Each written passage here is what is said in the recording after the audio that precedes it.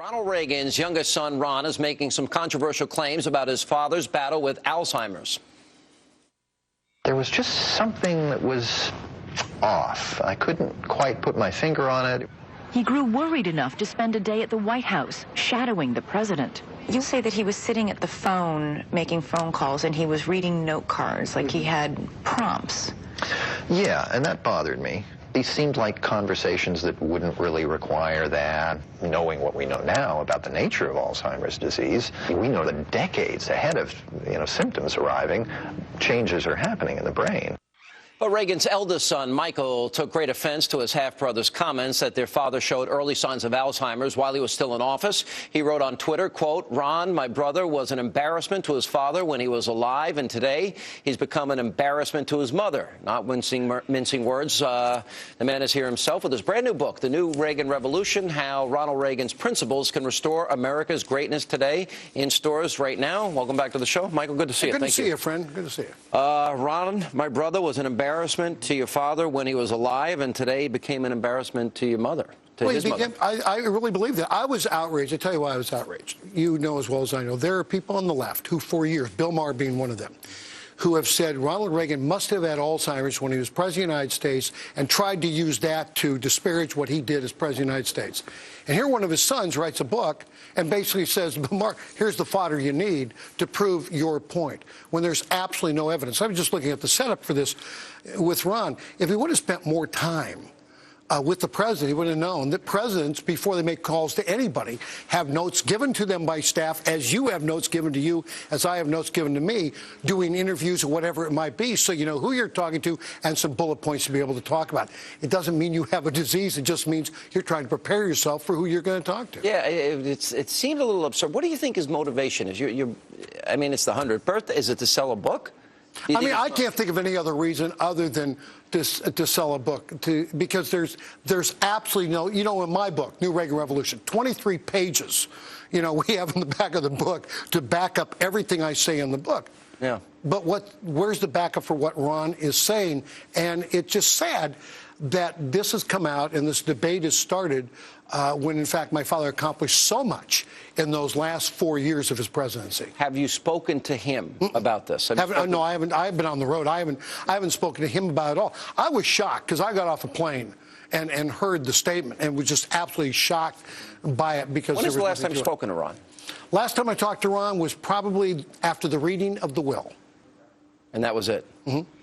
So you guys don't have a great relationship? Well, yeah, but it wasn't that great before. Mm-hmm. It's a blended family. Mm-hmm. And blended families don't always talk to each other. Yeah. By the way, By the way, he is also liberal. We don't really agree politically. No, well, that doesn't mean you can't get along. I get along with Beckel. I mean, that's. Oh, that's true. That's true. What is this? You talked about conservative talk shows running. Why are you laughing? Because you write about, Limbaugh and Beck and Hannity. Mm-hmm. No, they're not running. They're running to the bank. Do you realize I worked for years? Oh, listen, for nothing? I was staying business. I did this out of passion, not because of money. The point I was making in that section is the fact that conservatives always need to see. They always need a leader to lead them. Liberals are led by ideology. So you have conservatives now looking for the next Ronald Reagan, looking for the next leader. And there hasn't been anybody in the party to stand up. So what do? They look at a Rush Limbaugh. They look at a Sean Hannity, a Glenn Beck. And what the point was, they're running to the bank. That's what they're doing. You need to find someone who's going to lead your movement. I got into this because you're not running for president, are you? No one would elect me. I mean, I don't have the skills of your father. If I did, I might consider it. I think your father, you know what you're saying here that I think is dead on, is your father was special. Your father had an ability to communicate and look in that camera and connect with people. Your father had the right vision for the country at the right time, and he made the country a better place. He was one of the most successful presidents in American history. Oh, absolutely right. As you know, I think a lot about you. And what I do in the book is really, it's not what Reagan would do. It's what he did when he faced some of the same things we face today, in America. He was a coalition builder. He didn't get caught up in single-issue politics. He said, what's the big picture here? How do we win the game? 80-20. And let's win the game. But today, when I go out and I speak and I talk about 80-20, I'm taken to task by some conservative talk shows out there. And even in the book where I talk about the fact that Ronald Reagan may find it hard-pressed to even get the nomination of this party if he were to run. I doubt it. Well, wait a minute. You're thinking of him as President of the United States. No. Well, look, he nearly beat as sitting president Gerald Ford. People forget this in listen, 1976. the book is based on the speech he gave that night. But the point I'm making is that as governor, he raised taxes, signed an abortion bill, no-fault divorce, and what have you. So if he were to throw his hat into the ring, not ever being president, where would the fight come from to dislodge him as the nominee? It probably would have come from the right. But he really, to stand up to the more liberal wing of the Republican Party, Gerald Ford, was a pretty controversial thing to do at the time. All right, last and he question. was also the original Tea Party. When your dad was shot, I mean, it's relevant in the sense that you had a guy that was a lunatic shooting at your father, and then what happened in Tucson. Yeah, I talked. Mike Ludi was my agent in charge that day. And I went to Mike afterwards. I said, Mike, how in the world does somebody get through to shoot my dad with all these Secret Service people around him? I said, Mike, we train 24 hours a day to protect your dad. One thing we'll never be able to do is protect him against the crazies. What happened in Arizona was a crazy. Just like what happened in Washington, D.C. with my father March 30th, 1981 was a crazy. Mike, love the book. And big fan of your dad's, as you know. And you, thank you for being here. Appreciate it. You got it, friend. Take care. It's on my website, or Amazon.com, or bookstores everywhere. Naming their children Hezbollah. You know what I get them for a first birthday? I put a grenade up their butts and light it. Happy birthday, baby. Bye-bye. Howdy, Mike. Hey, I wanted to comment on your, I call it a radical remark where you say you'd stick a grenade up a baby's butt to blow them up because they're named Hezbollah. What's wrong with that? That is pretty ugly. Why? If I was a mother and I was listening to your program, I would certainly turn off your program. I've talked to Israelis here in... George, please. I mean, you don't even understand the concept. You've got people who are naming their children Hezbollah, Nasrallah. They're going to raise them to blow you up, George. They're going to raise these children to get on a plane or come to Vegas where you live and blow you up. That's how these children are going to be raised.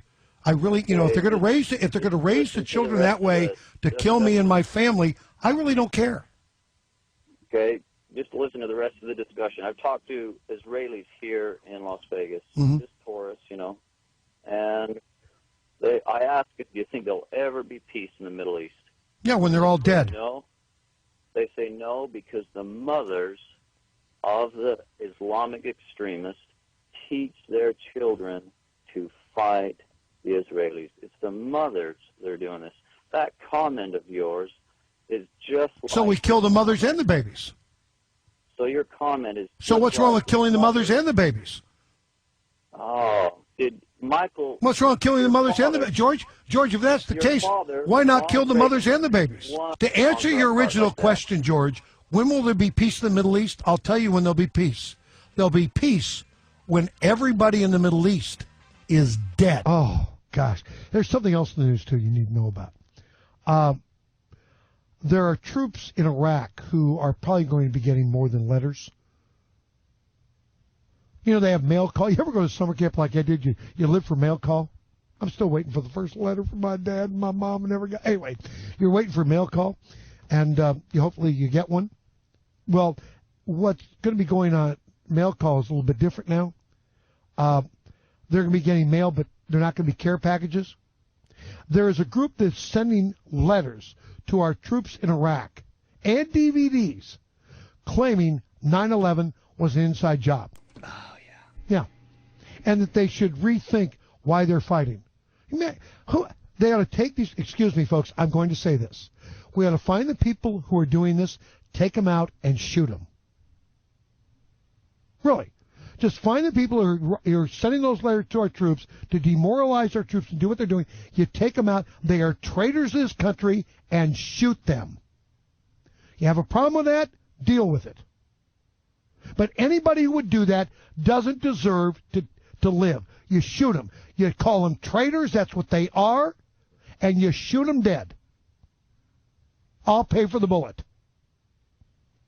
Mark Dice, the founder of The Resistance, which he calls a media watchdog group, says that the U.S. government was responsible for the September 11th terrorist attacks and that the armed forces should know it. People want the facts. The Marines are hungry for the truth. What got them there in Iraq? Why are they risking their lives? And we're going to help them understand that. So he's going to send letters and declassified government documents that he says can prove the government's responsibility for the terrorist attacks that killed nearly 3,000 people. And he's urging others to do the same. How about you take Mark Dice out and put him in the middle of the firing range? Tie him to a post, don't blindfold him, let it rip and have some fun with Mark Dice. These people are just, folks, I'm telling you, outrageous. Now we know where the Ron Paul supporters went. Oh, my God. That was a mean thing to say, Brett. That was a mean thing. You know how mean that was to say? I'm sorry if I offended Mark Dice. You offended him terribly. But that's okay to offend him. You know, that's really okay to offend him. That they would do these kinds of things. Yeah, these guys need to be introduced to the, Yeah.